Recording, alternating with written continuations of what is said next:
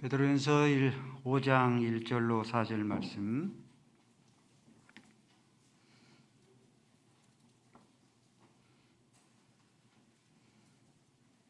제가 읽는 성경 신약 성경 382쪽. 너희 중 장로들에게 권하노니 나는 함께 장로된 자요 그리스도의 고난의 증인이요 나타날 영광에 참여할 자니라. 너희 중에 있는 하나님의 양 무리를 치되 억지로 하지 말고 하나님의 뜻을 따라 자원함으로 하며 더러운 이득을 위하여 하지 말고 기꺼이 하며 맡은 자들에게 주장하는 자세를 하지 말고 양무리의 본이 되라. 그리하면 목자장이 나타나실 때 시들지 아니하는 영광의 관을 얻으리라. 아멘.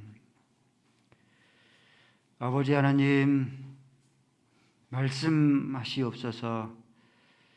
주의 말씀인 줄로 알고 내 이성으로 내 머리로 하나님의 말씀을 조각하지 않게 하시고 하나님의 말씀이 내 영혼 안에 스며들게 하시고 양식이 되게 하시고 축복이 되게 하시고 영생 생명 되게 하여 주옵소서. 예수 그리스도의 이름으로 기도 올리옵나이다. 아멘. 영적 장로된 자의 교훈에 대해서 살펴보고 있습니다. 우리 모두가 영적인 장로된 자라 했습니다. 자녀를 두었기 때문에 부모 영적인 장로된 자요. 먼저 믿었기 때문에 먼저 하나님의 은혜를 받은 자이기 때문에 영적 장로된 자요. 교사, 순장, 서리집사, 임직자 모두 영적 장로된 자입니다. 영적 장로된 자로 우리를 부르시고 세우셨으니 우리가 하나님을 어떻게 섬겨야 할 것인가? 지난주에는 두 가지 살펴보았습니다. 억지로 섬기지 말고 자원함으로 섬겨라. 자원함으로 섬겨야 될 이유에 대해서 말씀을 드리기를, 성부, 성자, 성령 삼위 하나님께서 우리를 위해서 자원하여서 죄인 괴소 같은 자를 구원해 주셨기 때문에, 너 지렁이 같은 야고보와 지렁이 같은 그런 자를 위해서 자원하여 구원해 주셨기 때문에, 사도 바울이 서신서마다 서두에 나는 예수 그리스도의 종이다, 뚫lun기 종이다 라고 고백하는 그 근거는 삼위 하나님께서 자원하여서 사도 바울을 죄인 중에 괴소 같은 자를 구원해 주셨기 때문에 나는 예수 그리스도의 종이다, 뚫lun기 종이다, 자원 종이다 라고 고백합니다. 그러므로 우리들도 억지교회가 아니라 우리들도 행복한 교회가 자원한 교회, 그래서 교회의 가장 큰 사명, 성도의 가장 큰 사명, 날마다 구원받는 자가 더해가는 그런 교회가 되자 말씀을 드렸습니다. 또 한 가지는 영적인 장로된 자로 우리를 부르셨으니 더러운 이득을 위해 하지를 말라. 더러운 이득을 위해서 섬겼던 발람 선지자 하나님의 심판을 받았고, 또 돈을 들이대면은 무엇이든지 얻을 수 있고 무엇이든지 해결하려고 하는 아나니아와 삽비라 하나님의 심판을 받았기 때문에 주의 몸된 교회를 우리가 세속의 원리가 지배하고 이끌어가지 않도록 초대교회 원형의 모습으로 우리가 교회를 섬겨서 우리 행복한 교회를 멋지고 아름답고 영광스럽게 세워가자. 지난주에 두 가지 말씀을 드렸습니다. 오늘은 그 세 번째입니다. 영적인 장로된 자의 세 번째에 우리에게 주시는 그런 교훈. 너희는 주장하는 자세로 섬기지를 말고 양무리의 본이 되라 했습니다. 우리는 저마다 리더입니다. 자녀의 영혼을 인도하는 영적인 리더, 다음 세대를 이끌어 나가는 영적인 리더, 순원들을 이끌어 나가는 나중된 자, 겉도는 자를 이끌어 나가는 영적인 리더입니다. 이 리더에게 여러분들 가장 필요한 절박한 것 있다 하면은 어떤 것을 여러분들 들 수 있겠습니까? 가장 리더에게 필요한 것, 그것은 리더십입니다. 지도력이겠죠. 리더십이 가장 필요합니다.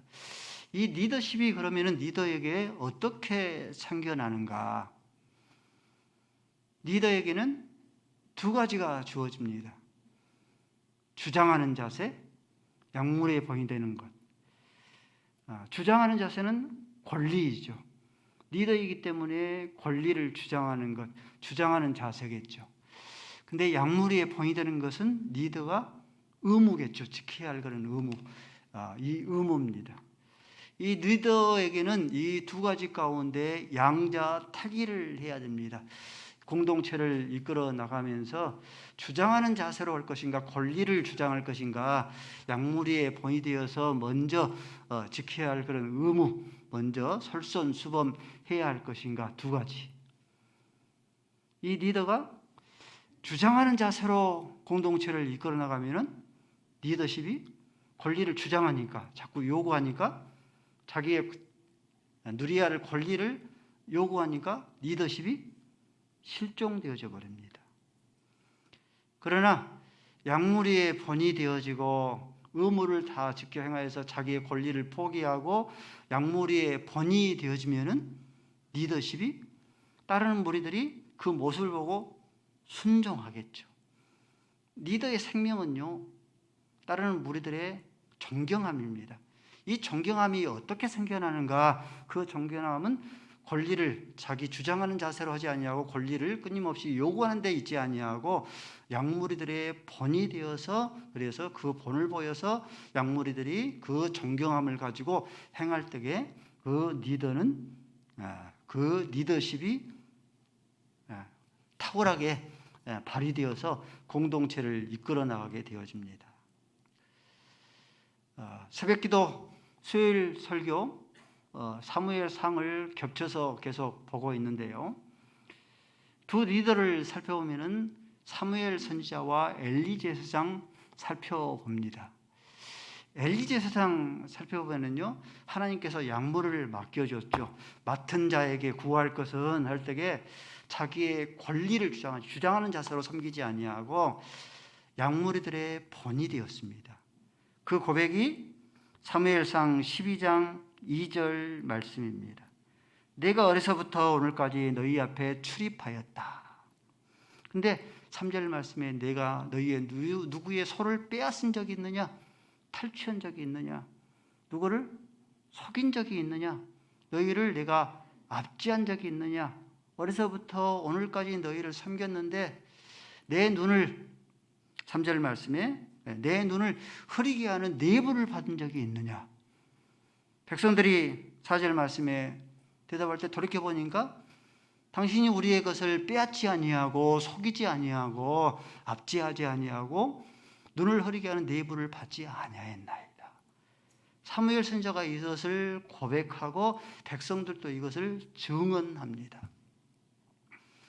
사무엘 선지자는 하나님께서 약무리를 맡겨줄 때에 그 약무리를 치되 주장하는 자세로 자기의 권리를 끊임없이 주장하는 자세로 공동체를 이끌어 나가지 아니하고 약무리들의 본이 되어서 이끌어 나갔습니다. 그러니 사무엘이 다스리는 동안에 리더십이 탁월하게 나타납니다. 사무엘상 7장 5절 말씀에 온 이스라엘 백성을 하여서 미스바에 모이라. 권리만 주장했으면 모이라 하면은 모이지 않았을 거예요. 그렇죠? 근데 미스바에 모이니까 다 그겁니다. 너희가 옷을 찢고 마음을 찢어서 굵은 베옷을 입고 금식하라. 모두 금식합니다. 블레셋과 전쟁 싸움을 하죠. 그래서 블레셋과의 전쟁의 싸움에서 사무엘상 7장 13절 말씀에 보니까 그 블레셋과 전쟁의 싸움에서 승리합니다. 성경 말씀에 보면은 사무엘이 살아있는 동안에 이 블레셋 나라가 접경 지역에 있는 끊임없이 이스라엘을 괴롭히던 블레셋 나라가 다시는 이스라엘 나라를 침범하지를 못하더라. 사무엘 선지자가 다스리는 그런 동안에 승리와 평안과 안정을 이루게 됩니다. 또 한 명의 리더 엘리 제사장 볼까요? 하나님께서 약물을 맡겨주셨어요. 그럴 때에 당연히 모든 약물의 본이 되어야 되는데 자기의 권리를 어찌 보면 과도하게 권리를 주장을 요구를 했습니다. 사무엘상 2장 15절 말씀에 보니까 백성들이 하나님 앞에 드리러 가져올 그런 재물 가운데 가장 최상품의 이 재물을 먼저 취한 거예요. 내가 제사장이니까 당연한 권리다라고 취한 거예요. 그렇죠? 그 권리를 취하고 16절 말씀 보니까 그 모습이 백성의 모습이 안 좋거든요. 그러니까 제사장에게 이르기를 우리가 하나님께 제사를 드리고 나서 그리고 나중에 남은 것은 당신이 알아서 하십시오 합니다. 그러니까 17절 말씀에 제사장이 자기 권리를 과도하게 주장을 합니다. 지금 내놓지 않으면 내가 억지로 빼앗아 버리겠다. 자기의 권리를 과도하게 주장한 이 엘리 제사장 리더십이 실종되어져 버립니다. 그때도 리더십이 나타나지 않습니다. 블레셋과의 동일한 그런 전쟁인데 블레셋과의 그런 전쟁 싸움이 일어나는데 그 전쟁에서 패하여서 수많은 많은 젊은 병사들이 죽임을 당하게 되어버리고 뿐만 아니라 엘리 제사장의 가문이 집안이 한순간에 몰락을 당합니다. 엘리 제사장도 죽고 두 아들도 죽임을 당하고 또 뿐만 아니라 자기의 며느리도 아이를 낳다가 난산하여서 죽임을 당하게 되어지고 언약궤마저 영광의 상징인 언약궤마저 빼앗겨 버리고 맙니다. 성도 여러분들, 동일한 리더인데 어떤 자세로 섬기느냐에 따라서 자기의 권리를 끊임없이 과도하게 주장하면은 리더십이 실종되어져 버립니다.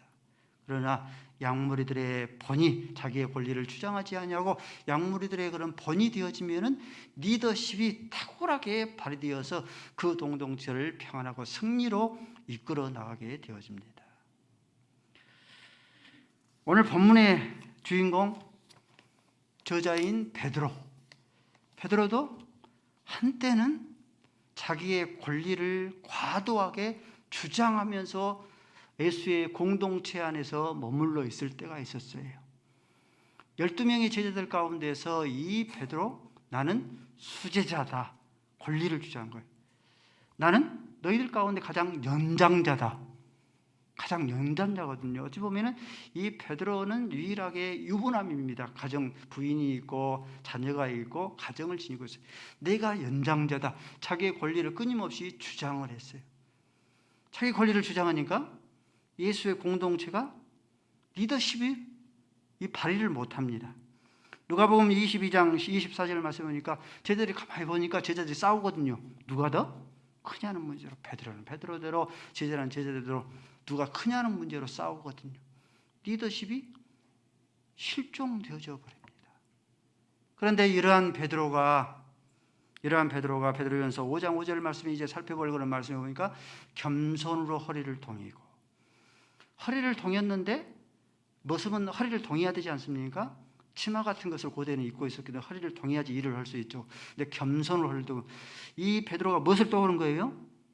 예수님을 떠오른 것이죠. 발을 씻을 때 예수님의 모습을 떠오른 거예요. 겸손으로 허리를 동이고 그때부터 이 베드로가 약무리들의 본이 권리를 주장하고 약무리들의 본이 되어집니다. 그때부터 이 베드로가 리더십을 발휘합니다. 사도행전 15장 7절 말씀에 이 베드로가 예루살렘 교회의 리더자가 되어집니다. 예루살렘 우리 인류 가운데 첫 번째 공의회거든요. 종교 공의회. 모이는 이유가 할례의 그런 문제로 이방인들에게 할례를 주는 것이 맞냐 맞지 아니하냐 하는 그런 문제로 첫 번째 예루살렘 공회가 열렸는데 이때 베드로가 일어나서 이방인들에게 할례를 주는 것이 옳다라고 평정해 줍니다. 갈라디아서 2장 8절 말씀에도 베드로, 사도 바울은 이방인의 사도로, 그리고 이 베드로는 유대인의 그런 사도로 권리를 주장하지 아니하고 자기가 겸손하게 약무리들의 본이 되어짐으로 인하여서 온 유대인들이 존경심이 우러나서 이 베드로를 지도자로, 리더로 받들어 섬겨서 한평생을 유대인의 그런 사도로 섬기게 되어집니다. 전쟁이 러시아와 우크라이나에 계속 되어지고 있죠. 전쟁이 일어날 때 대부분의 많은 사람들이 이 전쟁은 오래 가지 아니하고 금방 종식될 것이다. 러시아가 일방적으로 공격을 감행하여서 우크라이나의 모든 그런 도시들을 다 점령을 하고 그렇게 되어지면 더 이상 이 우크라이나는 더 이상 견뎌내지를 못하고 백기 항복을 될 것이다. 대부분의 전쟁학자, 많은 인류학자들이 그렇게 예측했습니다. 근데 지금 100일이 지난주에 나왔죠? 100일이 지났지 않습니까? 100일이 지났는데도 지금 물론 이제 서방 나라가 지원하고 원조하는 것도 있지만은 이 100일이 지나서 어찌 보면은 잘 견뎌내고 선전을 하고 있지 않습니까? 여러분들 그 이유가 어디 있다고 생각하십니까? 그 이유는 우크라이나 대통령 코미디언 출신이죠. 코미디언 이 출신인 이 젤렌스키 대통령이 대통령직을 자기의 권리를 주장하는 자세로 대통령직을 감행하지 아니하고 직무를 섬기지 아니하고 약무리들의 본이 되어서 섬겼기 때문에 대부분의 전쟁이 일어나면 어때요? 국가의 원수가 망명하여서 망명정부 수립이라는 그 명목을 앞세워서 그러죠? 외국에 망명해버리죠. 대부분의 그 구실이죠. 근데 이 체렌스키는 대통령 궁에 국방부에 언제 미사일이 날아들지 모르는 그런 급박한 상황 속에서도 평복을 입고 기자회견을 하면서도 평복 입고 나오죠. 평복을 입고 끊임없이 거기에서 모든 우크라이나 군인들의 그런 약무리들의 본이 되어지고 모든 백성들의 본이 되어집니다. 이러한 우크라이나 대통령을 체렌스키를 모든 우크라이나 군인들이 존경합니다. 그렇죠? 그렇지 않았으면 우크라이나는 아마 산산조각 났을 겁니다. 이미 도시가 다 점령되어서 러시아에게 항복했을 거예요. 온 국민들이 존경합니다. 이것이 지금까지 러시아와 우크라이나 전쟁, 다윗과 골리앗과 같은 그런 전쟁에서 선전하고 있는 이유입니다. 약무리를 맡은 리더가 어떤 자세로 섬기는가? 자기가 하나님께서 주신 그런 약무리들을 권리를 주장하는 자세로 섬기는가, 약무리들의 본이 되는 그런 섬기는가에 따라서 그 존경심의 유무가 판단이 되고 그 존경심으로 인하여서 이 리더십이 실종되기도 하고 이 리더십이 탁월하게 발휘되기도 합니다. 뉴욕 가면은 자유의 여신상이 있지 않습니까? 횃불을 이렇게 들고 자유의 여신상이 있는데 그 자유의 여신상을 조각한 사람이 프랑스에 있는 바르톨디라는 조각가입니다. 10년에 걸쳐서 그 자유의 여신상을 조각을 했답니다. 근데 그 얼굴이 있지 않습니까? 여인의 여신상인가? 모델을 누구로 할 것인가? 고민이 많았답니다. 그래서 미술 전문가들은 저마다 말하기를 훌륭한 사상가, 훌륭한 이런 영웅들을 그 인물로 모델로 삼아야 된다라고 추천을 했습니다. 여러 유인들을 추천을 받았는데 탐탁치 않습니다. 고민하는 끝에 이 바톨디 이 조각가가 고민하는 끝에 그 모델로 자기를 낳아주시고 길러주신 어머니를 그 뉴욕의 자유의 여신상의 모델로 삼고 결정한 거예요. 이 어머니는 이 어머니는 자녀들을 주장하는 자세로 섬기지 아니하고 자녀들의 약무리들의 본이 되었습니다. 본이 되어지니까 자녀들은 그 본이 된 어머니를 닮아서 인생의 모델이 되어진 것이죠. 임직자 선거를 하고 나니까 우리 성도들 머릿속에 지우개 이게 있는 줄 알았거든요. 누가 어떻게 섬기든지 말든지 누가 헌신하든지 이렇게 머릿속에 그냥 다 지우개가 있는 줄 알았거든요. 근데 그렇지 않냐고 머릿속에 계산기가 주판기가 있더라고요. 누가 예배의 그런 본이 되어지는가, 누가 섬김의 본이 되어지는가 안 본 것 같은데 헤아리지 않은 것 같아 다 헤아리고 있더라고요. 누가 기도의 본을 보여주고 있는가, 신약 시대의 헌금의 원리에 따라서 헌상하고 누가 많고 하는가 하는 것은 그렇게 중요하지 않아요. 누가 신약 시대의 원리, 헌금의 원리에 따라서 섬기고 있는가 하는 것을 다 헤아리고 있고 다 차곡차곡 쌓아놓고 있더라고요. 그래서 임직자 선거가 딱 되어지니까 자기의 머릿속에 있는 지우개가 아니라 머릿속에 차곡차곡 쌓아놓던 그런 계산기, 이런 주판기로 해서 그 임직자들을 다 세우더라고요. 스가랴서 11장 16절 말씀을 우리 읽습니다. 시작.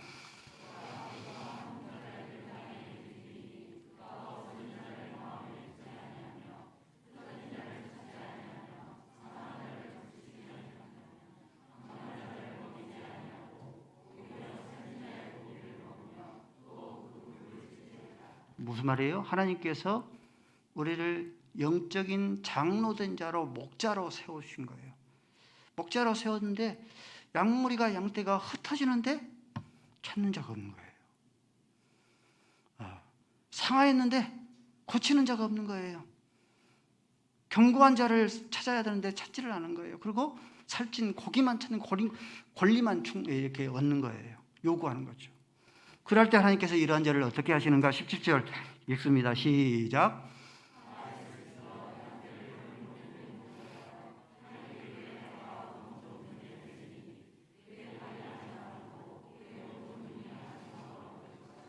아멘. 화이슨저 양떼를 버린 못된 목자예요. 못된 목자라 표현을 했습니다. 양떼가 흩어지는데 찾지 아니하고, 양떼가 다쳤는데 고치지 아니하고, 자기의 살찐 양만 찾는, 권리만 찾는, 주장하는 이 못된 목자들 어떻게 한다? 팔과 눈을 칼로 베어버리라. 이들을 심판하리라 말씀하셨습니다. 하나님께서 저와 여러분들을 영적인 장로로 세워주셨습니다. 그러므로 양떼들이 흩어지면은 이 양떼들을 당연히 찾도록 찾기까지 찾아야 합니다. 양떼가 병들고 상하여져 있으면 그들을 고치고 싸매고 품에 안을 수 있어줘야 합니다. 하나님께서 저와 여러분을 영적인 장로로 세워주셨으니 주장하는 자세로 섬기지 아니하고 양무리들의 본일이어야 합니다. 그러면은 모든 양무리들이 존경심을 외치지 않아도, 홍변하지 않아도 따르는 양무리들이 다 존경하여서 리더십이 탁월하게 발휘가 되어집니다. 영적인 장로된 자, 영적인 장로된 자가 자기의 억지로 섬기지 아니하고 자원함으로 섬기고 더러운 이득을 위해서 섬기지 아니하고 권리를 주장하면서 섬기지 아니하고 양무리들의 본이 되어지면 하나님께서 얼마나 귀하게 여기겠습니까? 그러므로 4절 말씀에 목자장이 나타나실 때에 시들지 아니하는 왕관을, 멸관을 너에게 주시리라 라고 말씀하셨습니다. 목자장, 여러분 목자장이 누구겠습니까? 목자장은 예수 그리스도입니다. 이사야서 40장 11절 말씀하니까 그는 목자같이, 예수로서는 목자같이, 하나님께서 목자같이 양떼를 먹이신다. 어린 양을 그 팔로 모아 안으신다. 젖먹이는 암컷들을 온전히 인도하신다. 목자장 되시는 예수님께서 양떼들을 인도하시기 위해서 산가시에 찔리기도 하시고 수치를 당하기도 하시고 또한 영문 밖으로, 히브리서 13장 20절 말씀에 예수께서 산가시에 찔리고 수치를 당하시고 영문 밖으로 나갔으니 우리들도 영문 밖으로 나가자. 이 말씀이 무슨 뜻이에요? 영문 밖으로 나가자는 뜻은 예루살렘 성은 거룩한 성이기 때문에 거기서 시킬 수가 없고 십자가에 처형할 수가 없고 골고다 언덕이 영문 밖에, 성문 밖에 있어요. 예수님께서 성문 밖에서, 영문 밖에서 십자가 처형을 당했으니 우리들 또 산가시에 찔리고 수치를 당하고 영문 밖으로 나아가자 하는 그런 뜻입니다. 목자 되신 예수님께서 그리하셨습니다. 여러분들 어린 갓난 아이에게 부모는 부모 그 자체가 생명이며 보호자며 간호사죠. 그러죠. 곁에 있는 것 자체가 마찬가지. 양떼에게 있어서 목자는 그 자체가 생명입니다. 목자가 없는 그런 이 목자가 없는 그런 양에 대해서 여러분들 생각해 보셨습니까? 여기에 대해서 에스겔서 34장 5절 말씀에는 이렇게 말씀합니다. 목자가 없으므로 양떼들이 흩어진다. 그래서 들짐승의 먹잇감이 되어져 버렸다. 6절 말씀에 내 양떼가 높은 산과 높은 맷뿌리 위에 유리하고 다닌다. 이렇게 목자 이 양떼들이 흩어져 버리고 들짐승들의 먹잇감이 되었으니까 빨리 찾고 그들을 구해야 되는데, 하나님의 말씀의 가운데서 온 양떼가 6절 말씀에 온 양떼가 지면에 흩어졌으면 찾는 자가 없도다. 예수님께서도 마태복음 9장 36절 말씀에 유리함에 방황하는 무리들을 보시고 목자 없는 양과 같이 유리하며 방황하는 그런 모습들을 보시면서 예수님께서 불쌍히 여기셨다 했습니다. 여러분들, 사나운 늑대와 이리떼들이 양떼가 있고 이 목자가 있으면은 양떼들을 먹잇감을 삼기 위해서 먼저 택하고 먼저 공격하려면 누구를 먼저 공격하겠습니까? 그렇죠? 목자가 없으면은 양떼들은 모두가 다 먹잇감이 되어지죠. 그러므로 여기에 대해서 말씀을 하시기를 스가랴서 11장 16절 말씀에 흩어진 자를 찾지 아니하며, 스가랴서 13장 7절 말씀에 만군의 여호와가 말하노라, 칼아 깨어서 내 목자 내 짝된 자를 치면은, 목자를 치면은 양떼가 흩어진다라고 했어요. 양떼에게 있어서 목자는 이렇게 중요합니다. 예수님께서 사람의 몸을 입고 이 땅에 오셔서 목장이 되셔서 그 양떼를 위해서 영문 밖에 나가시며 산가시에 찔리시며 수치를 당하시면서 양떼를 끊임없이 품어 안으시며 인도하셨던 것처럼, 이제는 예수님께서 부활 승천하셨죠.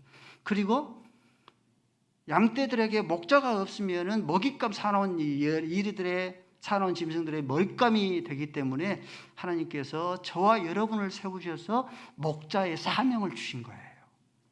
그 말씀이 요한복음 21장 15절 말씀입니다. 베드로 예수님을 3번이나 부인한 베드로에게 찾아와서 어때요?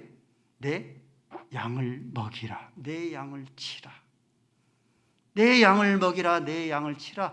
그 목자의 사명을 유탁해 준 이유입니다. 이렇게 하나님께서 저와 여러분을 세워서 양떼를 유탁해 주었는데, 여러분들, 양떼를 돌보고 치는 것이 쉽습니까? 어렵습니까? 저마다 순장을 하지 않으려는, 교사를 맡지 않으려는 그런 이유죠. 그렇죠? 사나운 짐승들과 때로는 피를 흘리면서 산가시에 찔리면서 수치를 당하면서 아침과 저녁으로 깨질세라 부서질세라 끊임없이 돌보고 살펴줘야 되고, 이게 버겁고 힘들잖아요. 그러죠? 목자를 치고 목자를 돌보는 것을 포기해버려요. 그러므로 말씀을 드린 것처럼 스가랴서 11장 16절 말씀에 이 양떼들이 흩어져 있는데도 양떼를 찾는 자가 없고, 이 양떼들이 상하였는데 고치는 자가 없고, 자기의 권리만, 살찐 그런 고기만 주장하게 되어지면은 하나님께서 그들을 향하여서 하나님께서 팔과 눈을 칼로 심판하시리라. 근데 양떼들, 하나보다 귀한 영혼의 생명들, 양떼들, 예수님의 양떼들 아닙니까? 하나님의 양떼들 아닙니까? 그 양떼를 다 돌보고 섬기게 되어지면 내 양이 아니라 누구의 양이에요? 목자장 되시는 예수 그리스도의 양이기 때문에, 목자장 되시는 예수 그리스도가 이 땅에 나타나실 때에 무엇을 줘요? 시들지 아니하는 영광의 멸관을 주시리라. 아멘. 우리 여러분들, 성도 여러분들, 시들지 아니하는, 세월과 시간 앞에 시들지 아니하는 것은 아무것도 없습니다. 세월과 시간 앞에 다 굴복해버리고 굴종해버립니다. 무릎을 꿇지 않는 것이 없습니다. 모든 영광은, 모든 육체는 풀과 같고 그 영광은 풀의 꽃과 같으니 풀은 마르고 꽃은 시드되 하나님의 말씀은 영원하다. 이 말씀을 베드로가 바울이 이 야고보가 인용을 했는데, 이 인용한 말씀은 이 모세가 시편 90편에 먼저 고백했던 그런 내용입니다.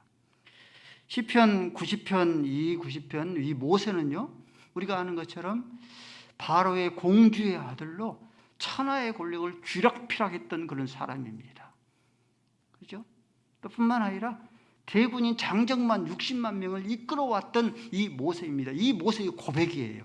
이 모세가 어떻게 고백하냐면 시편 90편 3절 말씀에 인생은 티끌과 같다. 4절 말씀에 천년이 어제 같고 밤의 한순간 같다. 그러잖아요. 마음은 여전히 청춘이고 마음은 여전히 소년인데 나이가 먹어서 일장춘몽 아닙니까? 우리가 흔히 고백하는 거 아닙니까? 6절 말씀에 푸른 아침에 자라서 아침에 피어서 자라서 저녁에 시들어 버리는 것처럼 인생도 그와 같다. 그렇게 고백합니다. 세월과 시간 앞에 무릎을 꿇지 않는 것, 시들어버리지 않는 것은 아무것도 없습니다. 권력이라고 하는 것, 문재인 대통령 우리가 봐왔지만은 헌임은 기간에 80%, 70% 육박하던 그 지지율이 내임덕이 되어지니까 최초 대통령이죠. 40대를 유지하고, 그런데도 불구하고 퇴임해서 관저에 있는데 끊임없이 시위와 욕설이 끊이지 않습니다. 권력이 시들지 않는 게 없어요. 역대 대통령 가운데서 시들지 아니하는 역대 대통령 한 사람도 없었어요. 윤석열 대통령인들 헌임은 지금 기간이 아니십니까? 그러니까 좀 지지율이 있겠죠. 그런데 내임덕이 되어지면은 20% 장담할 수 있겠습니까? 30%, 40% 장담할 수 있겠어요? 권력이 시들어버리지 않는 그런 권력은 없습니다. 월드스타 배우들의 오늘의 현재의 모습입니다. 먼저 봐볼까요? 노마의 휠, 오드리 헵번입니다. 제가 좋아하는 오드리 헵번. 근데 죽기 전, 사망하기 전에 찍은 사진입니다. 주름살이 더덕더덕하죠. 다음에 했던 로미오와 줄리엣 사진 볼까요? 넘겨볼까요? 예, 로미오와 줄리엣 얼마나 아름답습니까? 로미오와 줄리엣에서 올리비안 하셋이죠. 올려봅시다. 예, 세월에 시들지 아니하는 그런 사람이 없습니다. 다음 원초적 본능 샬론 스톤, 그죠? 봐볼까요? 이 주름살이 얼굴에 가득합니다. 럭키 주인공 실베스터 스탈론 봐볼까요? 현재의 모습입니다. 그 근육질의 실베스터 스탈론이 지금은 저 모습을 하고 있습니다. 김명수 목사 봐볼까요?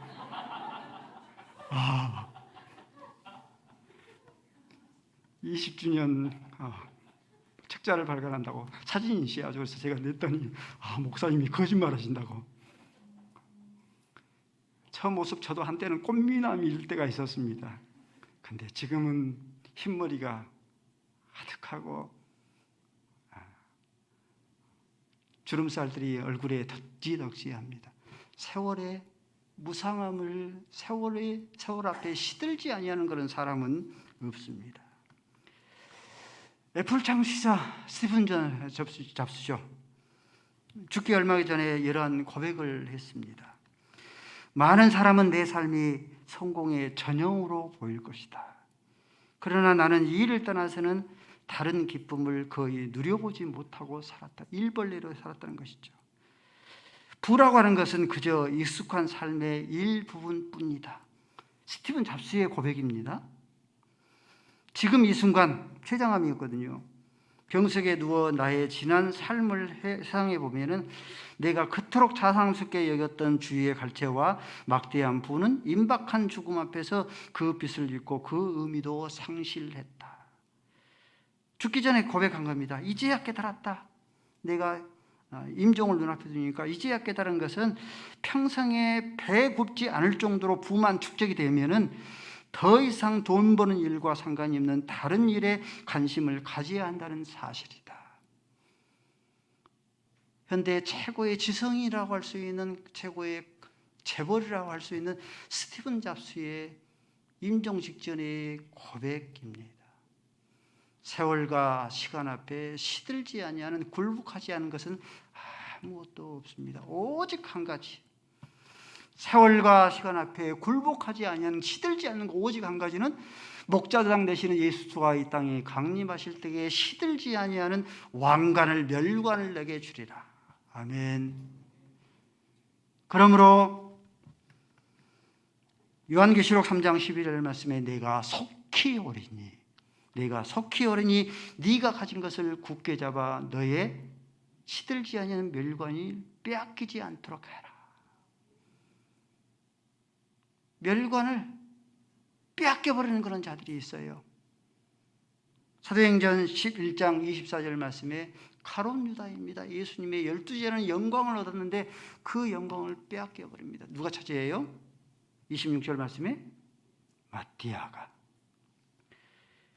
히브리서 12장 16절 말씀에 에서가 이 영광이 시들지 않은 멸관을 빼앗겨버립니다.